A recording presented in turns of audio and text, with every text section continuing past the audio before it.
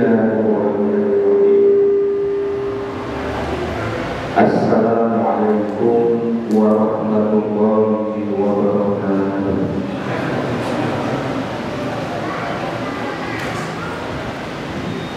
Innal hamdalillah nahmaduhu wa nasta'inuhu wa nastaghfiruh wa na'udzu billahi min shururi anfusina wa min sayyiati a'malina may yahdihillahu fala mudilla lahu wa may yudlil fala hadiya lahu.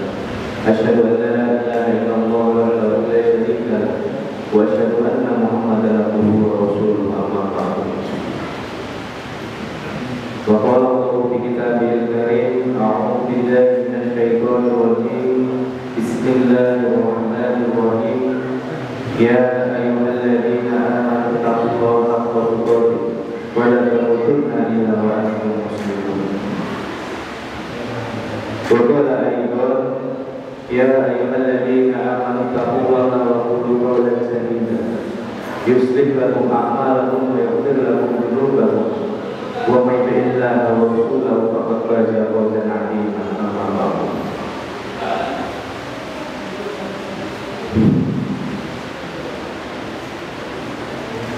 Jamaah muslimin wa muslimat rahimakumullah.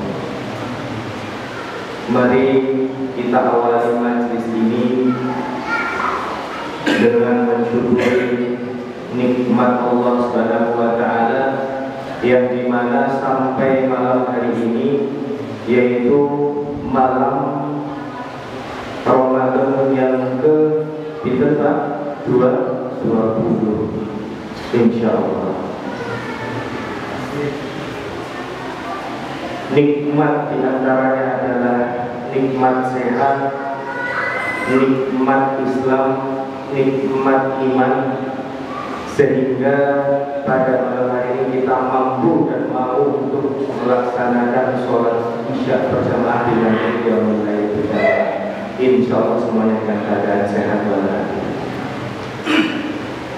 Maka dari itu menjadi sebuah kewajiban kita sebagai seorang muslim harus selalu bersyukur kepada Allah Subhanahu wa taala atas nikmat yang diberikan kepada kita semua. Karena itu Allah memberikan nikmat itu cuma-cuma, Bapak Ibu. Tidak ada imbalan. Tidak ada sesuatu yang harus diminta. Tetapi itu adalah secara ikhlas dari manusia, dari seorang muslim untuk mengucap rasa syukur. Mari kita ucapkan rasa syukur dengan mengucap kalimat tahmid bersama-sama. Alhamdulillahirabbil alamin. Salawat dan salam kita aturkan pada junjungan Nabi kita Nabi Muhammad sallallahu alaihi wasallam. Beliau adalah nabi akhir zaman, nabi penutup para nabi.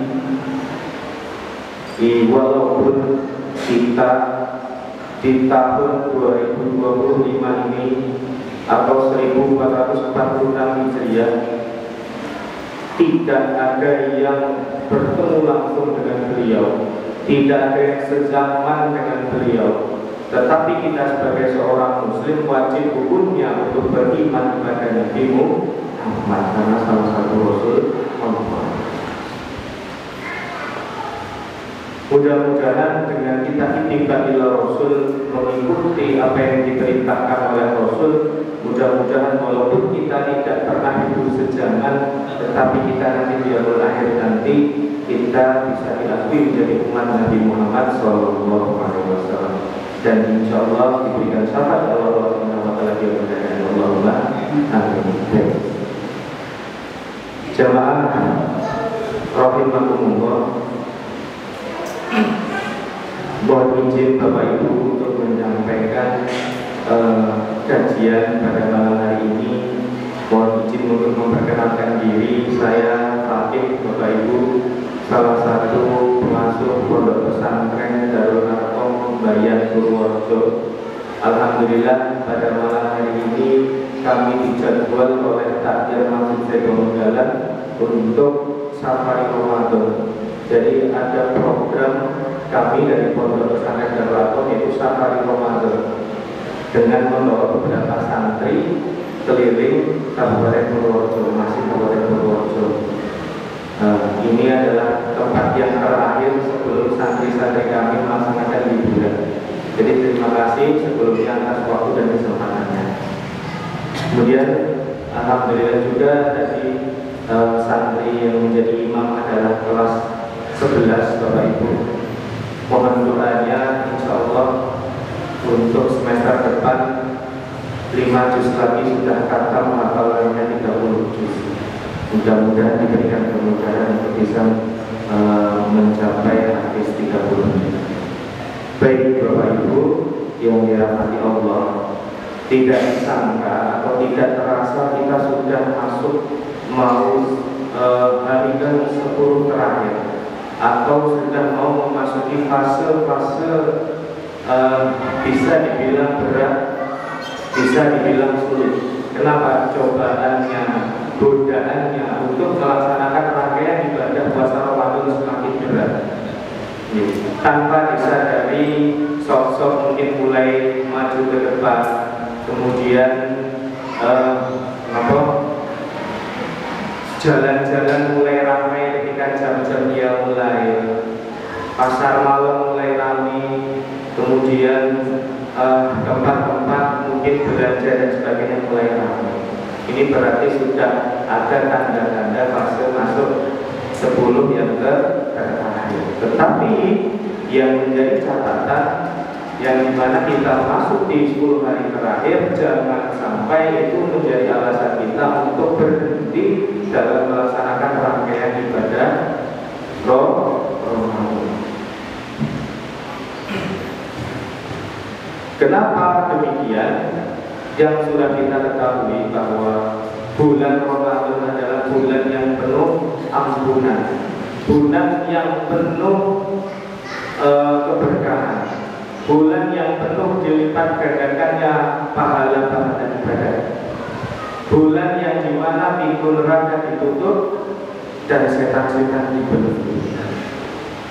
Ini artinya bahwasannya Allah secara langsung memerintahkan kita untuk berpuasa, tetapi juga memberikan kita kemudahan atau mensupport kita dalam hal ibadah. Kenapa demikian? Buktinya setan-setan dibelenggu, kemudian pintu surga dibuka lebar, pahala ibadah dilipat gandakan, pahala sholat sunnah seperti melaksanakan sholat wajib dan sebagainya.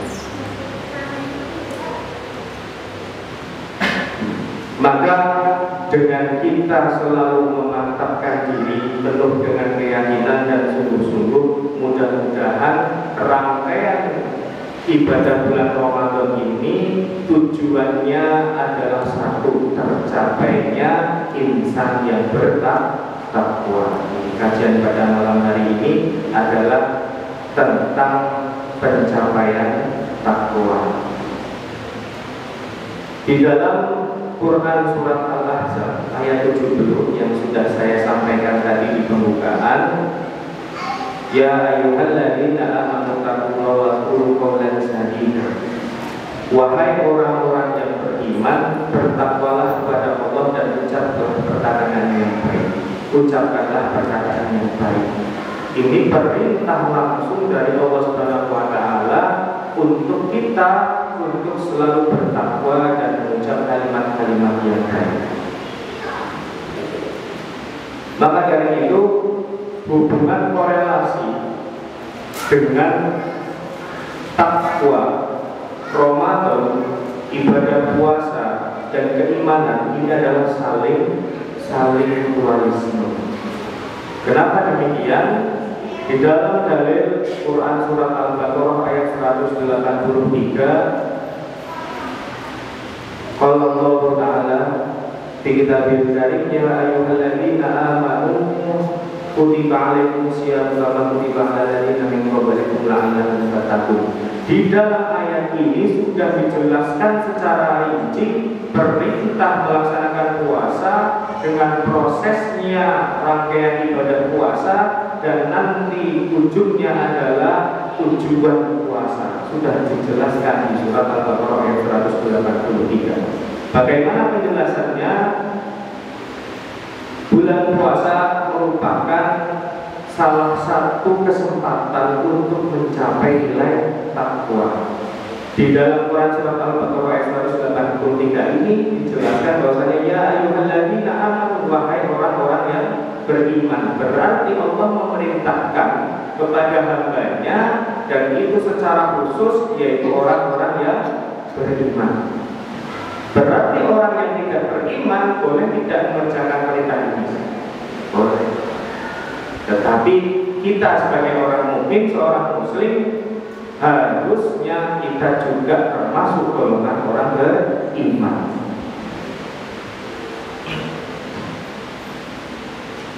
Baik, ketika ini termasuk panggilan untuk orang-orang beriman, berarti puasa yang diterima amal ibadahnya adalah puasa yang dilaksanakan oleh orang-orang beriman. Iman itu rukun ada berapa? Ada 6. Ada 6. Okay. Rukun iman kepada Allah, iman kepada Nabi dan Rasul, iman kepada kitab, iman kepada hari akhir, hari kiamat dan qada, iman pada malaikat tadi. Puasa ini adalah termasuk korelasi secara spesifik perintah dari Allah dalam kita mengimani iman kepada Allah. Jadi perintah puasa sama seperti perintah kita orang beriman, syarat atau ciri-ciri orang yang beriman harus melaksanakan puasa. Seperti itu yang dimaksud ya ayyuhalladzina amanu. Kemudian sedangkan iman secara istilah adalah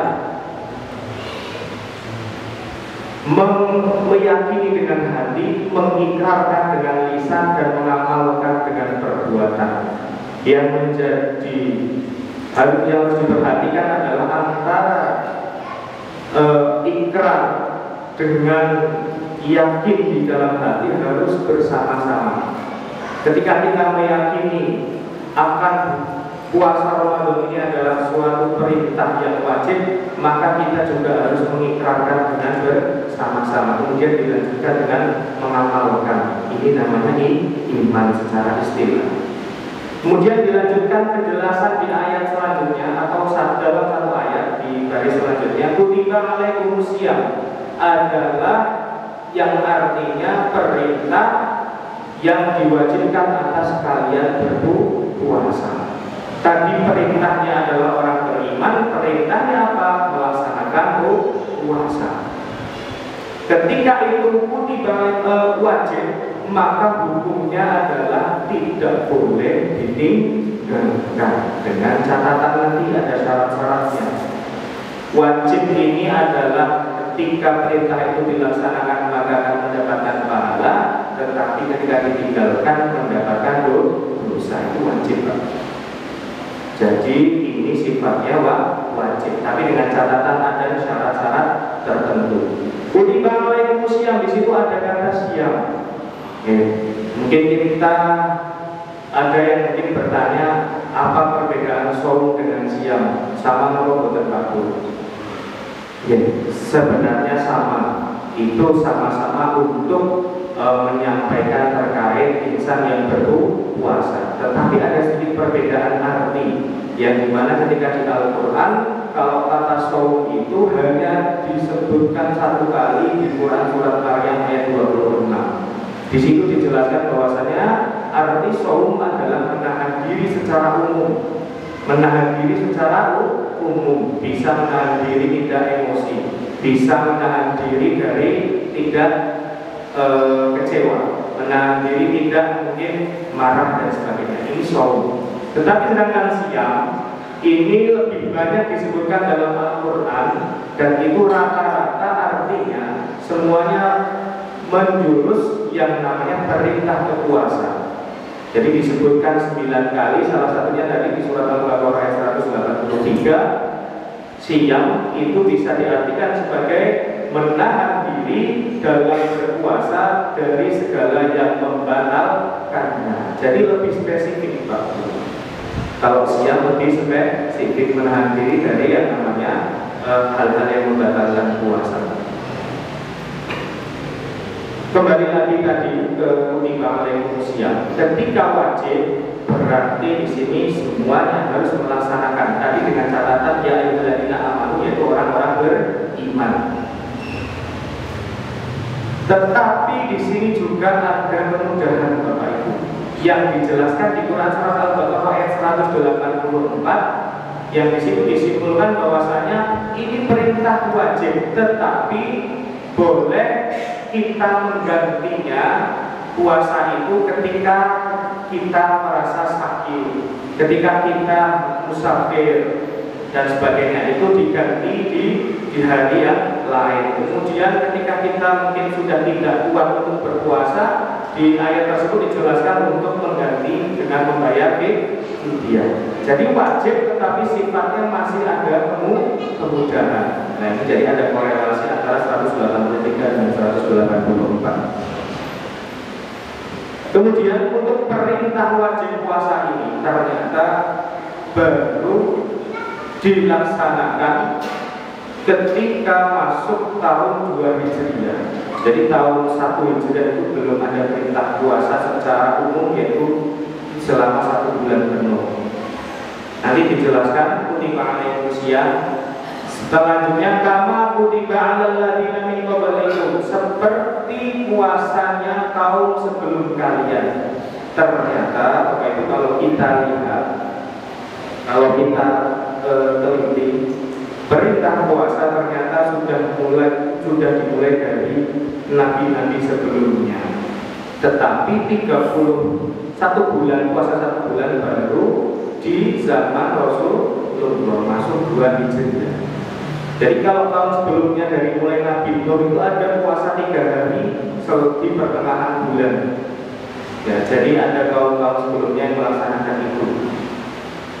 Nah, disempurnakan ketika tahun 2 Hijriah puasa dilaksanakan 30 hari atau 1 bulan penuh.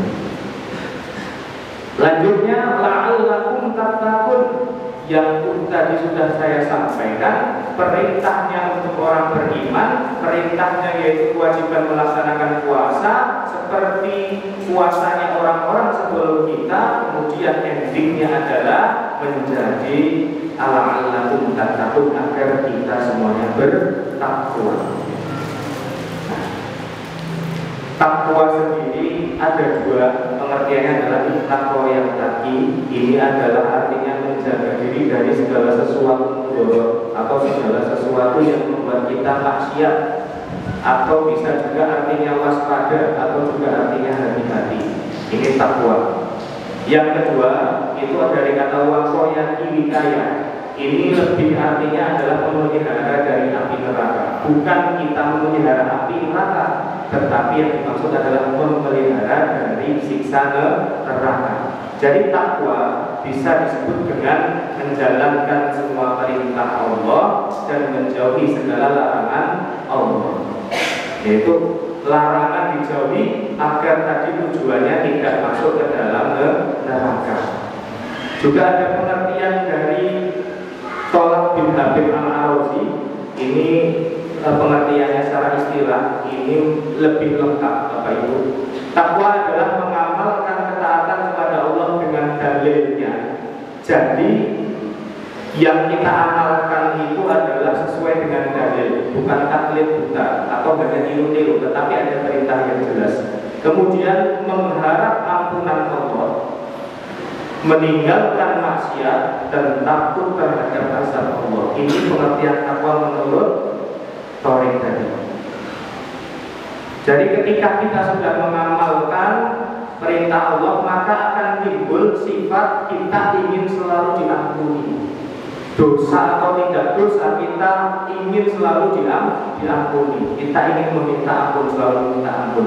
Kemudian ketika sudah timbul rasa ingin selalu meminta ampun kepada Allah, maka dengan sendirinya kita akan meninggalkan maksiat. Urusan dunia yang mungkin itu banyak mudaratnya, perlahan kita tinggalkan. Setelah kita mulai meninggalkan maksiat, memperkecil hal-hal yang membuat dosa kita tinggalkan, maka kita muncul rasa takut, agar kita terhindar dari yang namanya azab Allah. Itu yang namanya takwa.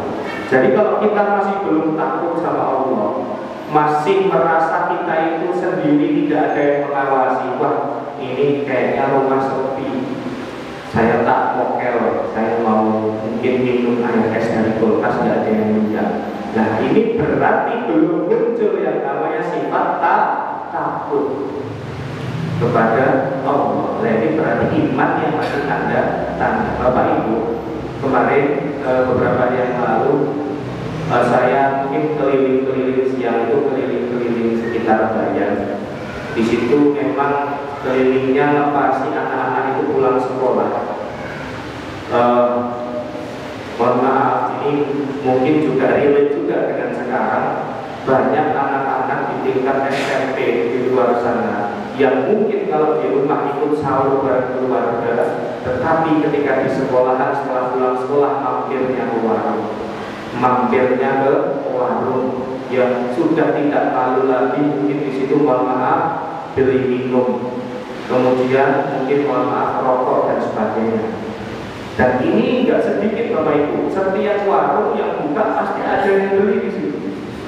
Nah ini berarti putra-putri kita yang mungkin pengawasannya mungkin mohon maaf kurang, atau mungkin perhatiannya kurang, keilmuan agamanya mungkin kurang dan sebagainya.